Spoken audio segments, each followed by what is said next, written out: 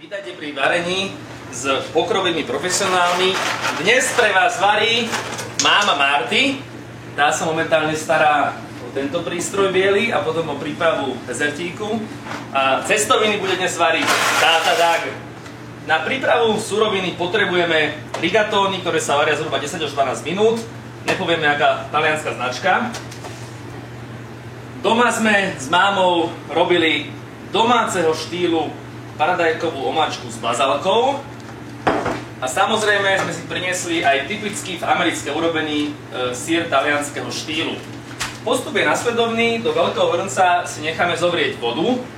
Môžeme nasnímať, zatiaľ si dva taniere, keďže budeme jesť dvaja, k dvom tanierom dva príbory. A ďalší postup bude nasledovný. Na panvicu si dáme tú domácu omáčku dobrú. Tam ide o to, aby skutočne sme mali pocit, asi je málo, tak ešte trochu. Predsa len chceme urobiť 2 porcie. Necháme ju trochu povariť, dáme to na túto stranu. Aha, tak teraz nám to nevyšlo na prvýkrát. Dobre, ideme to robiť na tejto strane. Tu som nám plyn zapol.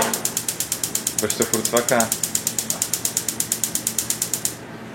Tak, už to docvakalo, to bolo ako strelba zo samopalu. Cestoviny povaríme 10-11 minút, zhruba v polovičke varenia necháme robiť omáčku a po reklamnej prestávke sa ku vám vrátime. Pokrovou vařečku vám přináší abanana.cz.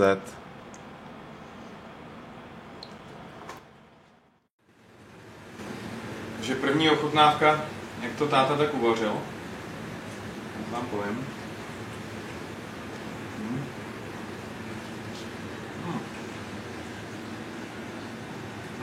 Dá se to, no. Dobrý. Může být. Jeme zdravo. Ovocie, zelenina, jahody, sushi, Activia. Takže ako vidíte, samé zdravé veci, cesnak, olivový olej. Chutia? Jo, dobrý.